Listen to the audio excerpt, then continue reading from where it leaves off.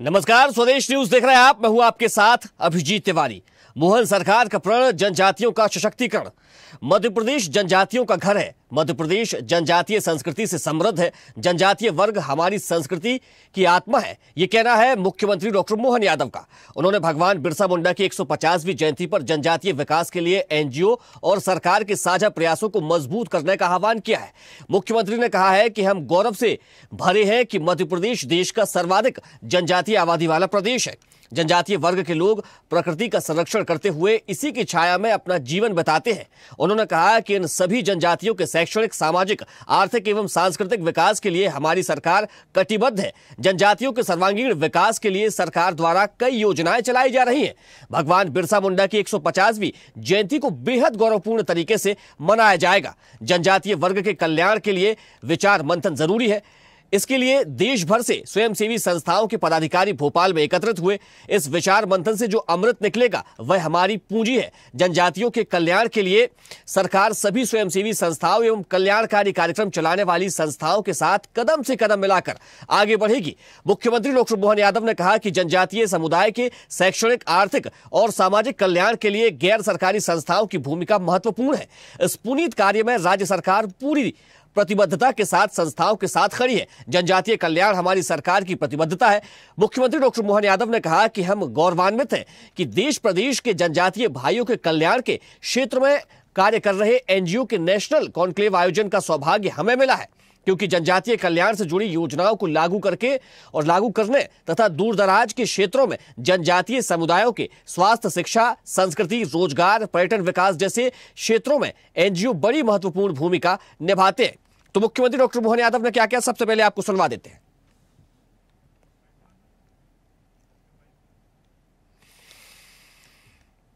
आनंद का विषय भगवान बिरसा मुंडा के 150वीं जयंती का वर्ष चल रहा है। ऐसे में देश और प्रदेश दोनों सरकारों यशस्वी प्रधानमंत्री के नेतृत्व में पूरे आयोजन को सूत्रबद्ध रूप से बहुत अलग प्रकार से लेकिन इफेक्टिव तरीके से मनाने के लिए कृत संकल्पित है। और ऐसे में एनजीओ जो अलग अलग हमारे देश भर में, प्रदेश में काम कर रहे हैं, उनका आकर के एकत्र होना और दिन भर विचार मंथन करना। दुनिया के अंदर कितने होंगे मुझे नहीं मालूम, लेकिन जनजाति वर्ग की सबसे बड़ी आबादी देश में कहीं संख्यात्मक से कहीं से है, तो मुझे गर्व है वो मध्य प्रदेश उनका अपना घर है, जिसके कारण से हमारे लिए वो भोले भाले भले अपनी मस्ती के साथ जीने वाले, इस संसार के उथल पुथल से अलग हट कर के अल्हड़ मस्ताल है, लेकिन अपनी संस्कृति के प्रेम के साथ ओतप्रोत होकर के जीवन की सभी चुनौतियों से मुकाबला करते हुए जिस ढंग से जनजाति वर्ग के लोग जीते हैं, वाकई वो अद्भुत है। लेकिन आप सभी एनजीओ से अलग अलग प्रकार के शैक्षणिक, सामाजिक, आर्थिक, सांस्कृतिक विकास के लिए आप सब जो काम कर रहे हो, सरकार आपके सबके साथ खड़ी है, ये हमारी प्रतिबद्धता भी। तो सब लोग मिलके आदिवासी जो इस दुनिया का आदिम जनजाति है, उनका जीवन को और सफल कैसे बनाऊं, उसके लिए अलग अलग तरह के लोग काम कर रहे हैं। उसको कैसे एक दूसरे को सीखने का एक प्लेटफॉर्म है ये, इसके माध्यम से और अपने काम को मजबूत कैसे करें। आदिवासी और जंगल एक दूसरे का पूरक है, लेकिन हम जैसे लोगों का एक भ्रम है कि आदिवासी जंगल को काट रहे या खत्म कर रहे हैं।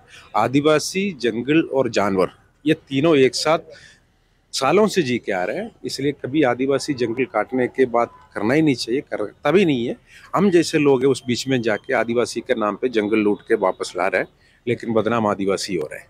लेकिन आदिवासी का एक तरफ जंगल है, एक तरफ जानवर है, ये तीनों मिलके ही बहुत पुराने युगों से जी के आ रहे हैं, इसलिए जंगल काटना और आदिवासियों में कोई संभव ही नहीं है आपस में। आनंद का विषय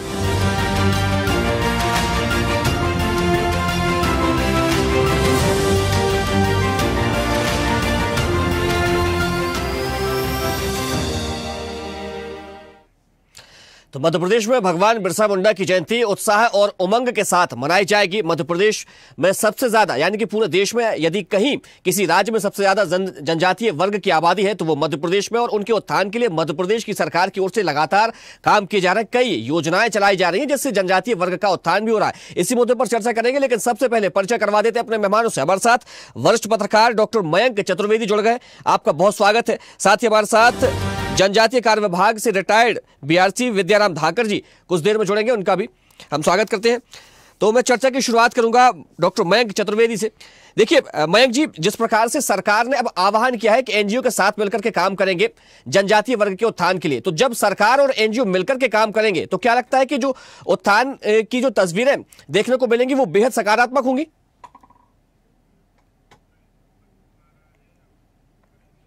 चलिए हम एक बार फिर से संपर्क साधने की कोशिश करेंगे। तो बता दें कि जनजातीय समुदाय के सशक्तिकरण प्रयासों में सहभागी बने एनजीओ, ये मुख्यमंत्री डॉक्टर मोहन यादव ने आह्वान किया है। जनजातीय वर्ग हमारी संस्कृति की आत्मा है, ये कहना है मुख्यमंत्री का। हम अपने जनजातीय जननायकों को सहेज रहे हैं, उन्होंने ये कहा है। जननायकों के जीवनी के पाठ्यक्रम को शामिल किया जाएगा। वहीं जनजातीय वर्ग के हित में काम कर रहे एनजीओ और हमारे साथ भी काम करें। एनजीओ के साथ कदम से कदम मिलाकर सहयोग करेगी सरकार, ये बड़ी बात मुख्यमंत्री डॉक्टर मोहन यादव ने कही है। देश में सबसे ज्यादा जनजातीय मध्य प्रदेश में निवास करती है, तो प्रदेश में जनजातीय वर्ग की 21% आबादी निवास करती है। तो पैसा नियमों ने जनजातीय भाई बहनों को सशक्त बनाया है। प्रधानमंत्री नरेंद्र मोदी के नेतृत्व में जनजातियों का गौरव लौटा है। सरकार ने हमेशा जनजातीय सशक्तिकरण को अपनी नीतियों के केंद्र में रखा है। मध्य प्रदेश में जनजातीय जननायकों की स्मृति को सहेजने का काम सरकार कर रही है। प्रधानमंत्री जनमन धरती आबा जैसे अभियान चलाए जा रहे हैं जिससे जनजातीय वर्ग का कल्याण हो सके, उन्हें सशक्त बनाया जा सके। चलिए हमारे साथ वरिष्ठ पत्रकार डॉक्टर मयंक चतुर्वेदी जुड़ गए। आपका बहुत स्वागत है सर।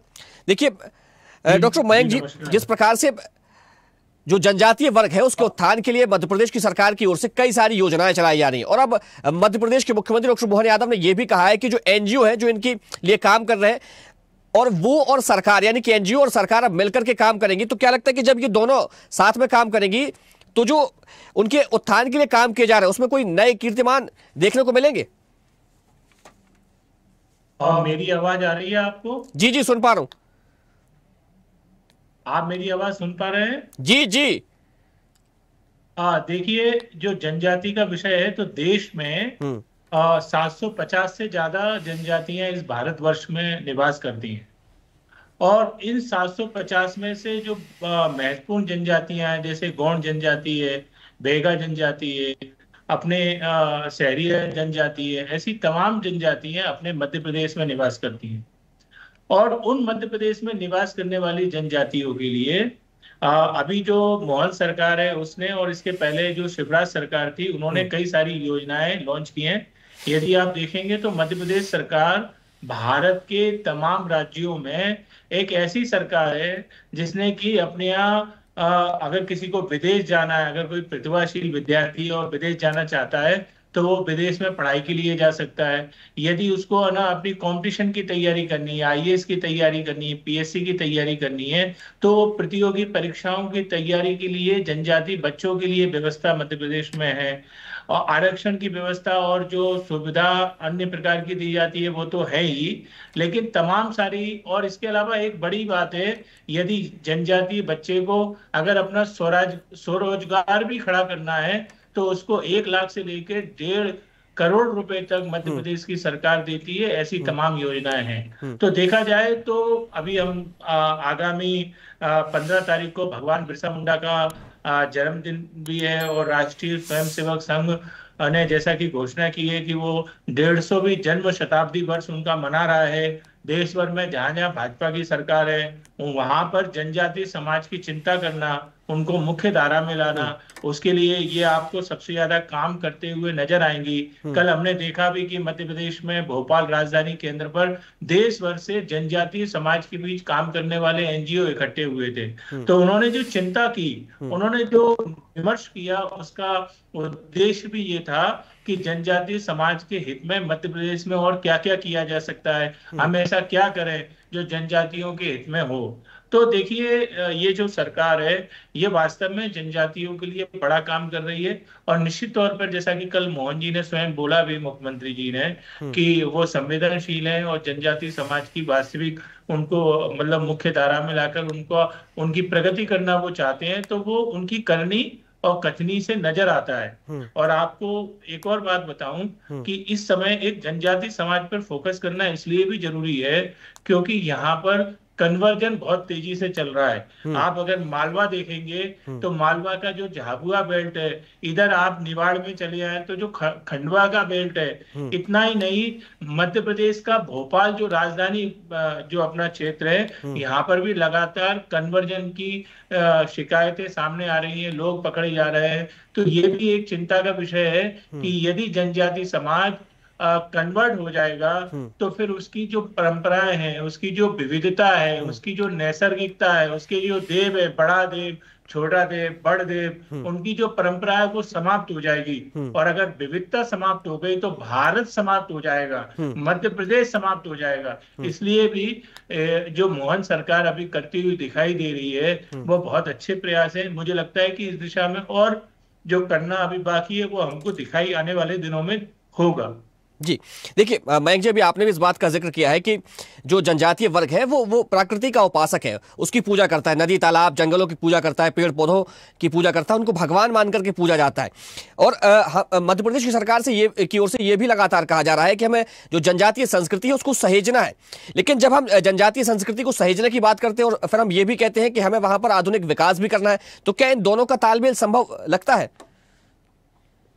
क्यों नहीं लगता है? दोनों का तालमेल क्यों नहीं संभव लगता है? हमारे जो जनजाति समाज हैं, एक बार को उनको आप छोड़ दीजिए तो आप अपने को देखिए अभिजीत तिवारी जी, आप घर में गोवर्धन की पूजा करते हैं कि नहीं? आप दिवाली मनाते हैं कि नहीं? घर में है ना आपके विवाह की जो रस्म होती है वो आप निभाते हैं कि नहीं? आप अगर आपका तिवारी सरनेम है तो निश्चित तौर पर आप एक ब्राह्मण परिवार में जन्म लिया है आपने, तो आप यज्ञोपवीत यानी जनेऊ धारण करते होंगे, हाथ में कलावा भी धारण करते होंगे, पूजा के वक्त आप तिलक भी लगाते होंगे। तो ये हमारी लोक परंपरा है। और जब आपकी देवी की आराधना होगी या विशेष पूजा होगी तो आपको पंडित जी बताते होंगे कि भाई आपको धोती पहनना है, आपको धोती में बैठना है। तो आप जो एक स्टूडियो में बैठे हैं, आप जो एक एंकर हैं, आप जो एक पत्रकार हैं, आप सामान्य अपने को मानते हैं, जनजाति आप नहीं है, तो आप अपनी परंपरा का यदि निर्वाह कर सकते हैं तो जनजाति समाज क्यों नहीं कर सकता?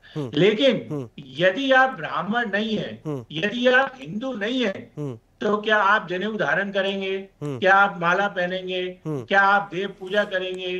क्या फिर यहाँ से परंपरा, दीपावली मनाएंगे, यहाँ से परंपरा का क्षरण शुरू हो जाता है। तो सबसे बड़ी बात यह है कि मेरे सामने जो स्टूडियो में बैठे हुए हैं तिवारी जी, वो है ना बढ़िया पैंट पहने हैं, शर्ट पहने हैं, ऊपर से काले रंग की जैकेट भी पहने हैं, तो वो आधुनिक भी है और मुझे लगता है परंपरावादी भी है। तो अगर सामने स्टूडियो में बैठा हुआ पत्रकार आधुनिक और परंपरागत हो सकता है तो जनजाति क्यों नहीं हो सकते?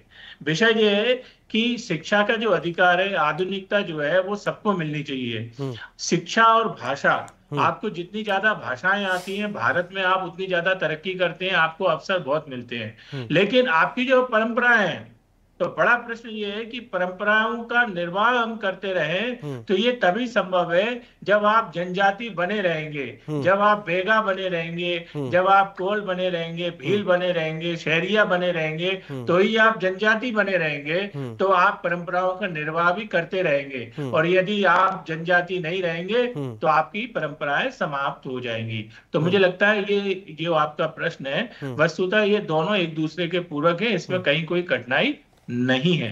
ठीक है। हमारे साथ विद्याराम धाकर जी भी जुड़ गए हैं, रिटायर्ड बीआरसी है जनजातीय कार्य विभाग के। विद्याराम जी, आपका बहुत स्वागत है। देखिए मध्य प्रदेश की सरकार की ओर से तमाम योजनाएं चलाई जा रही हैं, जिसमें चाहे युवाओं को रोजगार देने की बात हो या उन्हें शिक्षित बनाने की बात हो या उनके स्वास्थ्य से संबंधित तमाम सारी योजनाओं की बात है। और जब भी जनजातीय वर्ग की बात सामने आती है तो एक ऐसा तबका सबके सामने उजागर होता है जो वनों में वास करता है, जो थोड़ा सा मुख्य धारा से दूर है, और उनको मुख्य धारा से जोड़ने के लिए तमाम सारी योजनाएं चलाई जा रही हैं। अब इस पूरे जो है इसको लेकर एक कार्यक्रम होता है जिसमें तमाम तरह के जो एनजीओ होते हैं वो जुटते हैं। मध्य प्रदेश की सरकार के मुख्यमंत्री डॉक्टर मोहन यादव खुद इस कॉन्क्लेव में भाग लेते हैं, वहां पर संबोधित करते हैं और कहते हैं कि जब हम सब मिलकर के काम करेंगे तो एक अलग ही तस्वीर जनजातीय वर्ग की निकल करके सामने आएगी। क्या कहेंगे? नहीं, बिल्कुल एकदम एग्जैक्टली आप जो कह रहे हैं उसमें 100% सच्चाई है। एक्चुअली क्या है, हमें कुछ स्पेशल इनके अपलिफ्टमेंट के लिए करना चाहिए। जो कि हम प्रयास कर रहे हैं उतनी हमें आउटपुट नहीं मिल रहा है, जितनी सफलता चाहते हैं उतनी मिल नहीं पा रही है। उसका एक कारण ये भी हो सकता है लैक ऑफ अवेयरनेस की कमी है। दूसरा, अब जो हम प्रयास कर रहे हैं वो रूट लेवल से हमें स्टार्ट करना चाहिए, न कि मतलब बीच से प्रयास कर रहे हैं, हमें जमीनी स्तर से वो प्रयास करना चाहिए।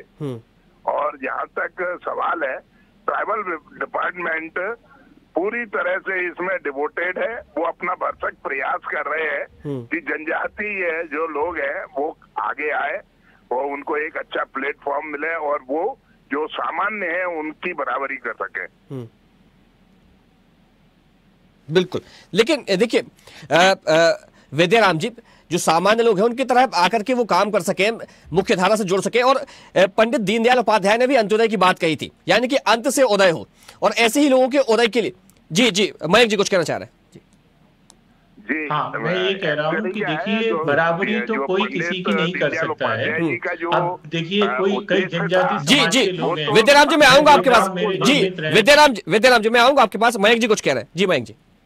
जी मेरी आवाज आ रही है आपको? जी जी सुन पा रहा हूँ, बात जारी करिए। हाँ, मैं ये कह रहा हूँ कि सामान्यतः सब बराबर तो कभी नहीं आएंगे, क्योंकि जिसकी जितनी क्षमता योग्यता होगी वो व्यक्ति उतना आगे जाएगा। मेरे परम मित्र हैं जो कि जनजाति समाज से आते हैं, मुख्यमंत्री साहब जो हमारे मोहन जी है उनके ओएसडी हैं, तो मैं तो ओएसडी नहीं हूँ। तो कई जो अधिकारी हैं, जो कलेक्टर हैं, जो अलग अलग जो बड़े बड़े पदाधिकारी हैं, कुछ बिजनेसमैन हैं। अगर आप मालवा में जाएंगे तो मालवा में इंदौर बेल्ट से जैसे आप आगे चलेंगे तो कई जनजाति समाज है जिनके बड़े बड़े प्रतिष्ठान है, उद्योग हैं, और वो बहुत धनाढ्य हैं। तो कहने का तात्पर्य ये है कि ये व्यक्ति व्यक्ति पे निर्भर है। वास्तविकता ये है कि हम जनजाति समाज के लिए जो कमजोर वर्ग है, जो उनको हम शिक्षित कर पाए, उनको आरक्षण का लाभ बराबर से मिले, वो मुख्य धारा में आगे बढ़ते हुए ज्यादा से ज्यादा पदों पर आए। और जो बैकलॉग है सरकार का, जिसके ऊपर हाईकोर्ट भी कई बार सरकार को लताड़ लगाता है कि भाई जनजाति समाज का जो बैकलॉग है इसको खत्म करिए, तो सरकार उसके प्रति प्रतिबद्ध है, प्रयास कर रही है। तो हम बराबरी की बात जो लोग करते हैं, मुझे लगता है कि वो अधूरी बात है। हम अपने उस समाज को कैसे शक्ति संपन्न बना सकते हैं, समाज में हर जगह उसका योगदान वैसे तो है, लेकिन और गतिविधियों में जिसमें हम चाहते हैं, खासतौर से सरकारी नौकरियों में चाहते हैं, तो वो उसमें दिखाई दे, बस इतना ही है मुझे लगता है। उसके लिए प्रयास चल रहे हैं और तेजी से चले, बस इतना ही है। यानी कि हर एक व्यक्ति की अपनी अलग अलग क्षमताएं होती है, तो उसके आधार पर वो कैसे आगे काम कर सकता है, इस पर ध्यान दिया जाना चाहिए। जी जी जी बिल्कुल, मैं यही कहना चाह रहा हूँ। जी विद्याराम जी आप कुछ कह रहे हैं? हाँ, मैं ये कह रहा हूँ कि ये जो क्या है, क्षेत्र के हिसाब से, क्षेत्रीयता के हिसाब से काफी इनमें वो विविधता पाई गई है। जैसे झाबुआ, धार, बड़वानी, खरगोन, गढ़ा, उधर का जो ट्राइबल बेल्ट है वो काफी मतलब एडवांस हो गया है, जबकि इधर श्योपुर है और ये आपके रीवा है, इधर के ट्राइबल काफी उनके कंपेयर में काफी पीछे रह गए हैं। तो हमें क्या है, इनके लिए ज्यादा प्रयास करना जरूरी है। ठीक है, देखिए मयंक जी, मध्य प्रदेश की सरकार की ओर से योजनाएं तो कई सारी चलाई जा रही है, लेकिन क्या लगता है कि वास्तविकता में वो योजनाएं उन तक पहुंच रही हैं जिनके लिए ये योजनाएं चलाई जा रही हैं? देखिए, ये जो विषय है, मैं अगर ये कहूं कि नहीं पहुंच रही है तो ये भी असत्य होगा, और यदि मैं ये कहूं कि पूरी तरह पहुंच रही है तो ये भी असत्य होगा। बात ये है कि मैंने ना कुछ समय पहले एक स्टडी की थी, और बाल आयोग की टीम, मध्य प्रदेश राज्य बाल आयोग की टीम ने जो जनजातीय छात्रावास है उन पर जब छापा मारा, तो संयोग से मैंने उस स्टडी को अध्ययन किया और मैं ये पाने में सक्षम रहा कि यहाँ पर जो वार्डन है, हॉस्टल का वार्डन अच्छा है, वहां पर जनजाति जो बच्चे पढ़ रहे थे उनको सारी सुविधाएं सुलभ थी। इवन वार्डन ने जो है अपने पैसों से उनके लिए आरओ तक लगवा रखा था, क्योंकि वो जो वार्डन था वहां का वो संवेदनशील था। उसे लगता था कि नहीं, मेरे घर के बच्चे अगर आरओ का पानी पीते हैं तो ये जनजाति बच्चों, ये मैं इनका यहाँ पर एक तरीके से देख रेख करने वाला मुख्य व्यक्ति हूँ, तो ये जनजाति बच्चे भी मेरे अपने बच्चे हैं, ये क्यों नहीं आरओ का पानी पिए। तो विषय ये, और कई जगह जैसे कि श्योपुर में, शिवपुरी के कई जनजाति आपके अशोकनगर की जो पट्टी है वहां पर, आपके जो है मालवा के भी कई जनजाति, खासतौर से अगर आप मालवा में अलीराजपुर जाएंगे, बड़वानी जाएंगे, तो वहां के हॉस्टलों की बहुत हालत खराब है। अब सरकार ने तो बजट दिया है, सरकार ने तो अपनी व्यवस्था की है, सरकार तो सारी सुविधाएं दे रही है, उसके बाद वहां पर जो वार्डन है, वहां पर जो रखरखाव करने वाले हैं, मैं केवल एक योजना की बात कर रहा हूँ, ऐसी तमाम योजनाएं, ऐसी तमाम व्यवस्था है, तो वहां पर यदि व्यक्ति ठीक नहीं है तो योजनाएं ठप पड़ी हैं। यदि वहां पर व्यक्ति ये चाहता है कि मैं जो सरकार सुविधाएं दे रही है उसमें से कुछ पैसा बचा लूं, उसमें से कुछ पैसा अपने घर लेकर जाऊं, वहां के लिए जो सब्जी आ रही है उसमें से सब्जी अपने घर पे लेकर जाऊं, वहां पर जो अनाज आ रहा है उस अनाज में से कुछ अपने घर का राशन लेकर जाऊं।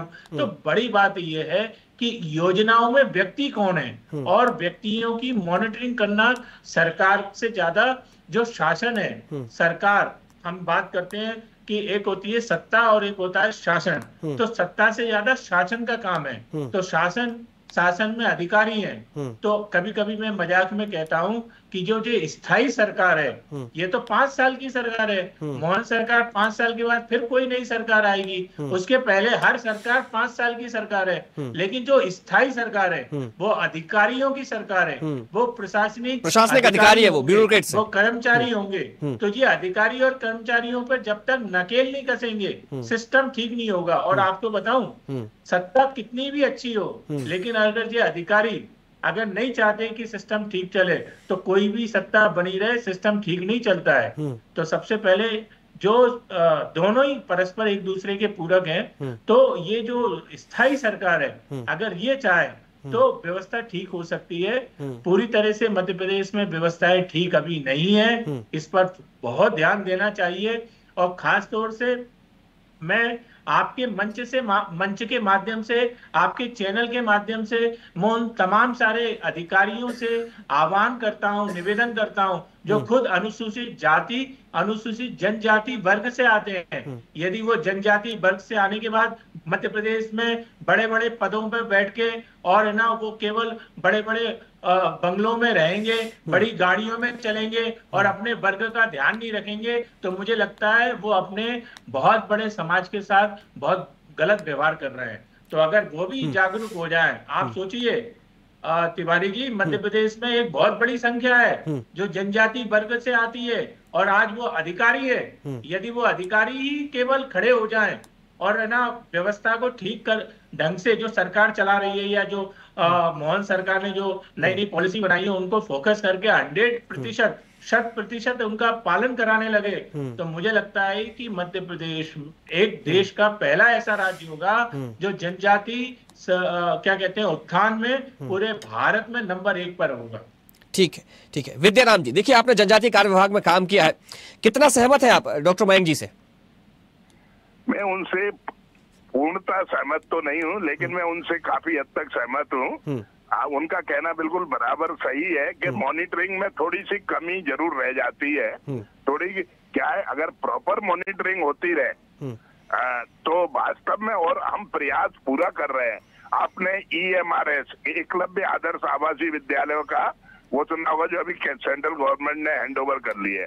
वहां पर एकलव्य में 420 440 सीटें हैं। उन बच्चों का आप स्तर देखो, उनकी कल्चरल एक्टिविटीज देखो, उनका टैलेंट देखो, तो आप कहेंगे उनमें काफी इम्प्रूवमेंट हुआ है। वो कहीं से भी लगते नहीं है कि ट्राइबल के बच्चे हैं। और सेंट्रल के वो मतलब CBSE को फेस करके वो आगे बढ़ रहे हैं। तो यहाँ तक है गवर्नमेंट के उसमें गवर्नमेंट की मंशा कभी भी ऐसी नहीं है कि इनका उत्थान नहीं हो। नहीं, गवर्नमेंट देखिए विद्याराम जी, देखिए मयंक जी जो बात कर रहे थे उन्होंने भी इस बात को सराहा है। वो कह रहे हैं कि सरकार की जो योजनाएं चलाई जा रही है बेहद अच्छी है, लेकिन उनका जो क्रियान्वयन होने की जब बात आती है, जो अधिकारी नीचे बैठे हुए हैं तो वे जाकर के कहीं गड़बड़ी करते हैं, उसका खामियाजा बच्चों को भुगतना पड़ता है। इसके लिए हमारा एटमॉस्फेयर भी रिस्पॉन्सिबल है। अगर हमारा जो सराउंडिंग्स है अगर वो भी थोड़ा बहुत ध्यान दें तो निश्चित ही इसमें सुधार होगा।